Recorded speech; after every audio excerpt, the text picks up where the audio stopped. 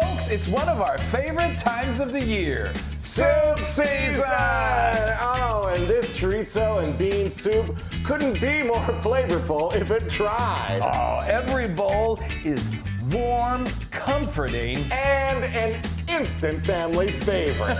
and whatever you do not forget the cornbread. No, we almost forgot the cornbread. So we had to whip a batch up. I know. The soup is so good and so satisfying. It's good any time of the year, but especially when it's starting to get a little cooler. Amazing. It's amazing. So let's talk beans.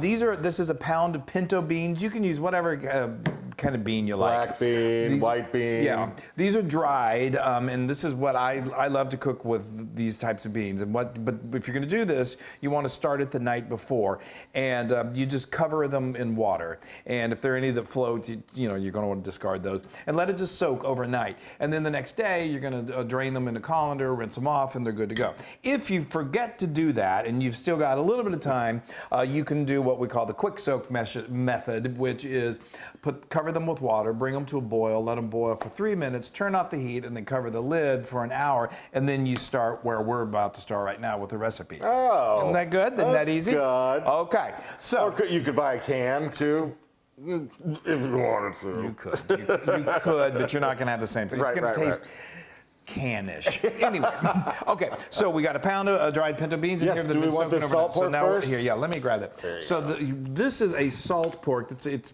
pork that's been cured in salt. It's a pound. Just check. I have bought salt porks before that were almost crusted in salt. That's 2 cups of water.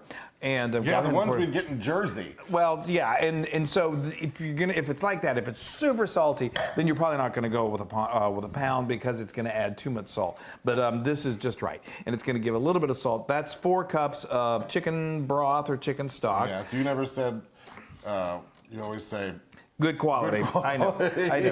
All right, just do it. Chris, it's a picture. Everything I have to do is a I know, picture. it's All right, and then we've got your favorite Mexican beer. We've got ourselves some Dos Equis here. 1 whole bottle. Yeah, that's a bottle of your favorite beer. If you don't want to cook with alcohol, no problem. The alcohol is going to cook out by like 99%, but you can just omit the beer, but it does impart. This is a little more of I'd say kind of like a Mexican bean soup. Spanish, there's a very popular Spanish white bean and chorizo soup that's really good. Yeah. But this is kind of reminiscent of our borracho beans. Oh, which is which I love.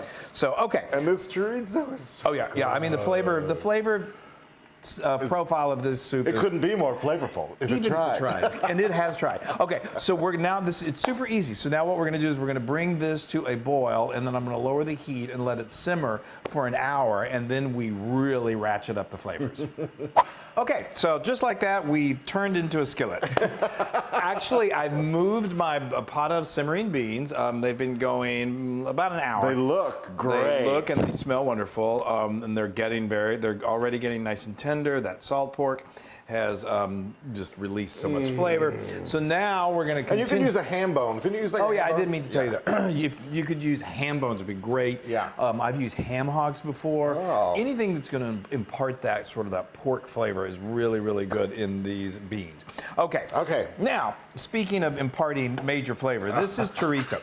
I have got 12 ounces of Mexican. This is raw chorizo, and this is a sausage that is infused with some serious flavor. It's not spicy. There's Spanish chorizo and there's Mexican chorizo, and Mexican I think has a little more seasoning to it, and it's always this really bright orange hue to it. But you don't want to get, a lot of times you'll find in the store, you'll see like cured chorizo that's already cooked. And it's almost like sausage. Right, and that one you just like slice off. You'd slice, so you want to seek out this type of sausage. And you can find it in most supermarkets. If not, you can definitely find it at your favorite Hispanic market. I love this. Yeah, I do too. And there's really not a substitute for it. I mean, you can make your own. But for chorizo and bean soup, you kind of need the chorizo. Yes, this and our queso fundido. Yes. Oh, our friends Joey and Matt, they put chorizo in our our Tex-Mex enchiladas. Don't they do that? I think so. Yeah. No. It's very versatile. It is. It's so great. So, okay, we're going to continue to cook this until it's fully cooked. And it's going to render some grease, which is good because we're going to save some of that to cook our vegetables in. Mm-hmm. Oh, the smell of chorizo is so yummy. So, it's over there. So what we did is we cooked that until it was fully cooked. And like I said, it's going to render some grease, which is good. We're going to use that to saute. Mm-hmm. And the easy way to do that, there's multiple ways you can do it. But we just get a sieve, put it over a heat-proof bowl, put that in there, and then you use your spatula just to press on it, and it'll just release the rendered grease. I think I'm good. That's about you want to take that, and I'll take this over to the beans. And just dump that into the soup. And you need about a tablespoon of this grease or some sort of oil.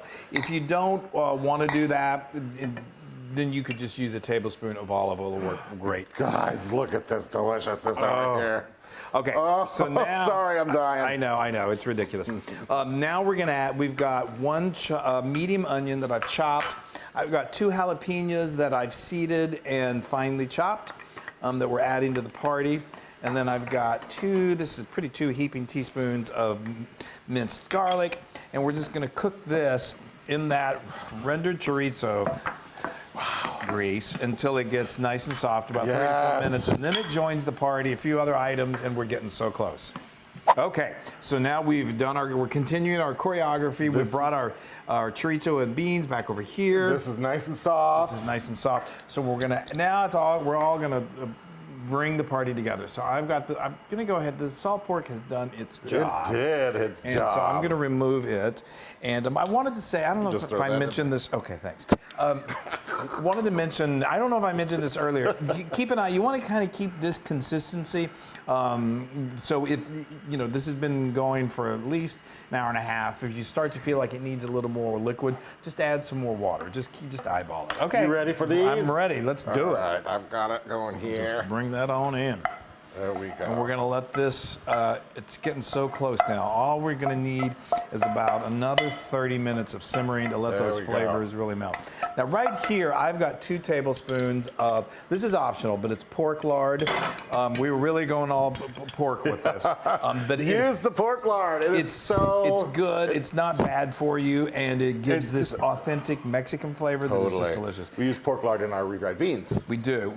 But it's optional, you don't have to do it. And then we've got 2 cups of, not 2 cups, 2 medium tomatoes that I seeded and diced. Look at that. And then I got a half a cup of chopped cilantro.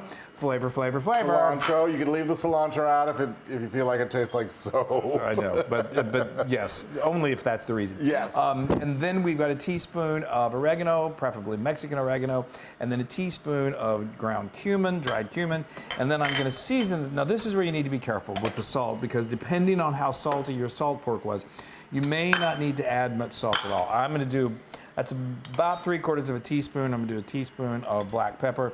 And, as always, you'll taste it, and if it needs more salt, add more. Just don't overdo it, because once you add it, you can't take it out. Oh, that looks so good. Okay, we're going to let this simmer for about 30 minutes, and then we chow down. And look at that. Is that not...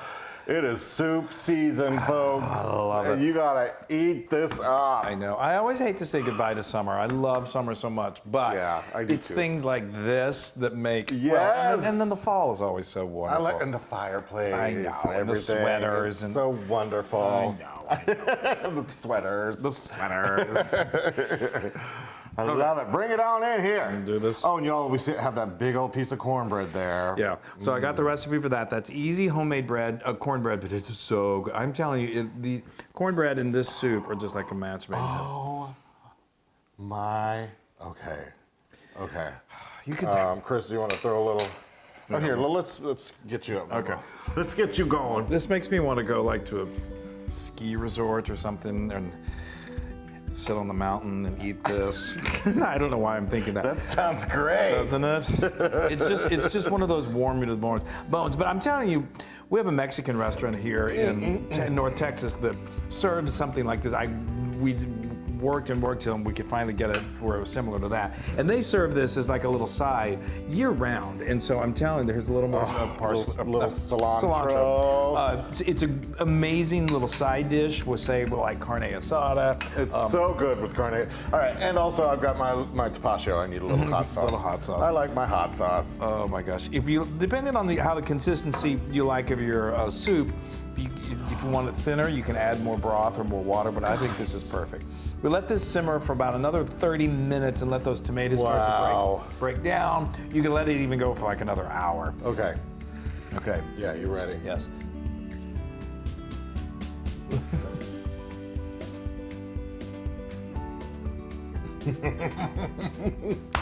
That is some serious flavor. Wow. That is, I say this all the time, but that's off the charts. I checked the chart, it's off of it. I was trying not to slurp my soup. Oh my stars. You slurp. You're too late. Oh, here comes Flo. She's like, someone's slurping. You guys. Okay, now here comes Abby. Yeah. Yeah, this is, This is my favorite. this is just like there you go. Oh yeah, oh yeah. Well, I don't know what you're doing the rest of the day. Oh, it's so good. I'm like, Oh, I am in heaven. wow. This is like 100,000,000% gluten-free. It's like every time now.